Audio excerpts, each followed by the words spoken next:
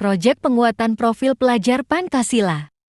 Dokumentasi, kelompok 2X MIPA 4.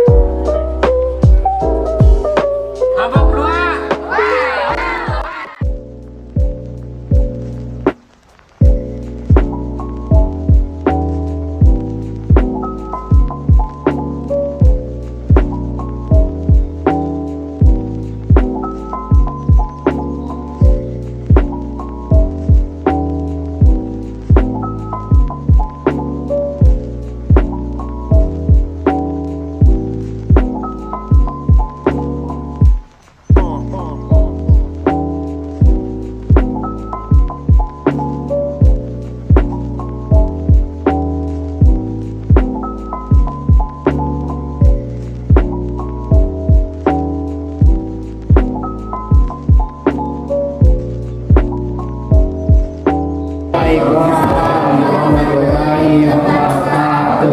Kami dari kelompok 2 akan mempresentasikan hasil diskusi kami tentang pengelolaan sampah organik. Sebelumnya perkenalkan, nama saya Siva Kamila sebagai moderator.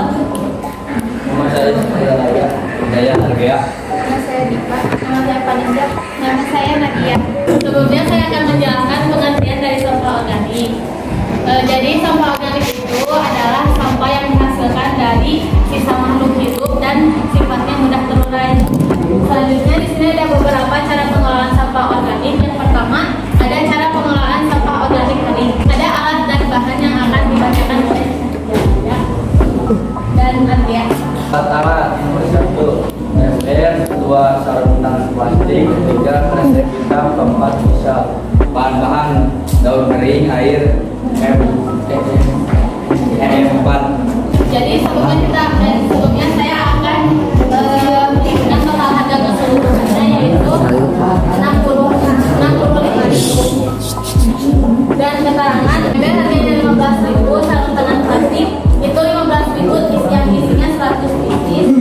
Kresek hitam harganya 9.500 dan ukuran 28. Pisau bisa didapatkan di rumah.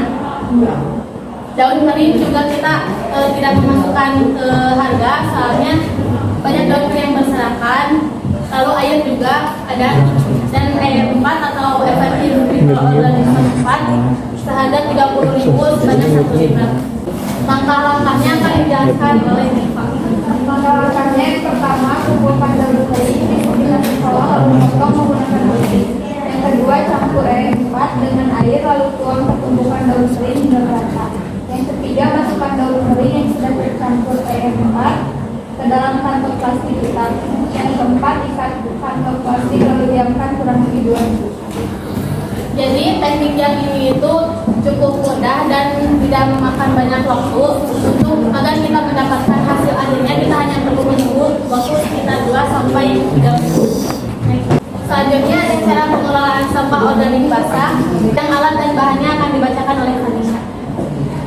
Bahan ada keranjang, jaring plastik atau kain, tas karton atau kardus, sekop, biang kompos, dan kain hitam berpori. Bahan-bahannya ada sampah dapur, biang kompos, sabut kelapa, dan sekam. Total harga dari keseluruhan alat dan bahan yaitu 150.000 dengan rincian keranjang seharga 52.000, jaring plastik atau kain seharga 24.000 dan ukuran 1 dikali 1,5 meter, kertas karton atau kardus seharga 3.000, sekop seharga 10.000, biang kompos seharga 30.000, kain hitam berpori seharga 16.000 dan ukuran 150 cm. Sampah dapur itu bisa kita dapatkan di dapurnya masing-masing. Biang kompos sudah tadi seharga 30.000, sabut kelapa dan sekam itu harganya 30.000 dapat 1 karung. Sekam itu sisaan dari padi yang itu kan ada padi, pare, wadahnya, bajunya pare, ya itunya. Selanjutnya ada langkah-langkah dari pengolahan sampah organik basah yang akan dijelaskan oleh Nadia. Baik, jadi yang pertama, siapkan keranjang yang akan digunakan, lalu masukkan kardus atau karton sebagai pelapis keranjang. Yang ketiga, masukkan rantalan dari jaring plastik atau kain yang diisi sabut kelapa atau sekam. Yang keempat, masukkan biang kompos di atas permukaan bantalan. Lalu masukkan sampah organik yang sudah dicacah. Aduk dan campur antara sampah organik dan biang kompos. Tutup dengan bantalan sabut kelapa atau sekam, lalu tutup menggunakan kain hitam. Estimasi waktunya 2-3 minggu.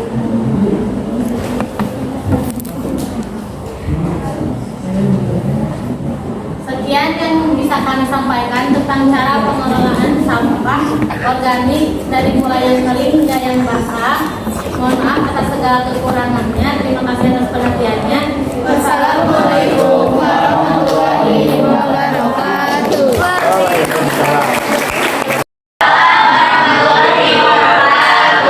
Saya Siva Kama dari perwakilan dari kelompok 2 mau membacakan review yang sudah kami diskusikan. Dimulai dari kelompok 1, bagus penampilannya, orang-orangnya sangat berkompromi, apalagi moderatornya bagus banget.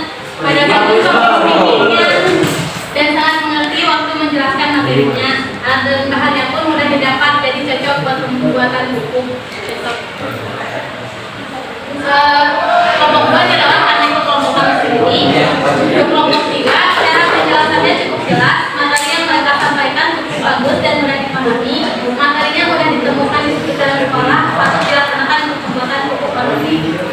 Selanjutnya, komentar untuk kelompok 4, cara penyampaiannya sangat baik, materinya cukup mudah diaplikasikan dan juga cukup dipahami. Untuk kelompok 5, presentasinya cukup bagus, cara penyampaian materinya bagus, namun suara yang mereka keluarkan terlalu kecil, dan isi materinya bagus dan mudah ditemukan di sekolah dan kami menggunakan cara tersebut untuk penggunaan buku ini. Untuk kelompok 6, cara penyampaian materinya sudah cukup bagus, moderatornya cukup aktif dalam mengarahkan bagian-bagian materi, presentasinya didukung oleh infografis yang mudah dipahami, metode yang digunakan dapat dan mudah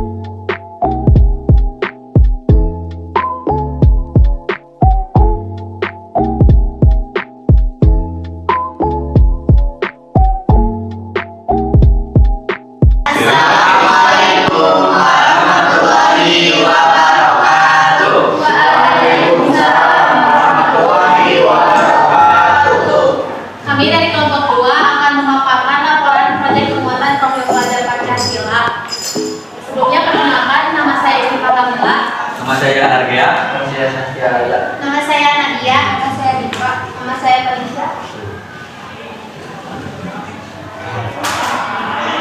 Lanjut dari pemaparan laporan tugas pertama yang akan disampaikan oleh Nadia. Tugas pertama yaitu memahami dimensi dan elemen profil pelajar Pancasila yang terdiri dari beriman dan bertakwa kepada Tuhan Yang Maha Esa, berkebinekaan global, mandiri, bergotong royong, bernalar kritis, dan kreatif. Selanjutnya ada pemaparan laporan tugas kedua yang akan dibacakan oleh Agia. Mengamati kebersihan di lingkungan sekolah dan kekurangan fasilitas kebersihan di sekolah. Selanjutnya ada pemaparan laporan tugas ketiga yang akan dibacakan oleh Diva. Tugas ketiga yaitu mencari sumber sampah dan menentukan karakteristik sampah seperti organik, anorganik, dan berbahaya. Selanjutnya ada pemaparan laporan tugas keempat yang akan dibacakan oleh Syahtiara ya. Tugas kedua, mengkritik cara pengelolaan sampah yang ada di lingkungan sekolah. Lanjut ke tugas kelima yang akan dibacakan oleh Harisha. Tugas kelima mencari cara atau upaya pengelolaan sampah yang cocok untuk diaplikasikan di lingkungan sekolah. Lanjut ke tugas keenam yaitu mereview presentasi kelompok lain tentang pengelolaan sampah yang cocok diaplikasikan di sekolah dan mengambil kesimpulan bahwa cara pengelolaan sampah dari kelompok satu yang terpilih untuk praktikum pembuatan pupuk. Selanjutnya ada tugas ketujuh yang akan dibacakan oleh Nadia. Baik, tugas ketujuh membuat laporan praktikum dan langkah pengelolaan pupuk kompos di sekolah. Selanjutnya ada laporan pemaparan tugas terakhir yaitu tugas 8 yang akan dibacakan oleh Eva. Rencana tingkat lanjut yang pertama menginisiasi sampah plastik, yang kedua menggunakan program Go-Green di sekolah dan menggunakan kompos yang sudah kita buat sebagai divisi untuk menggunakan sampah yang rusak. Sekian laporan P5 kami. Sebelum kami tutup presentasinya, ada yang bertanya atau memberi komentar? Silakan kepada Zulfa. Saya izin bertanya ya, program Go Green itu apa sih? Bisa diberi apa definisi sama contohnya? Program Go Green yang kami maksud itu adalah penanaman atau penghijauan di sekitar sekolah. Contohnya bisa dengan yang sudah kita lakukan sebelumnya yaitu penanaman hidroponik yang di depan kantin. Selanjutnya mungkin sisa ditanam pot kecil dan menggunakan pupuknya itu kompos yang sudah kita buat sebelumnya. Oke, terima kasih.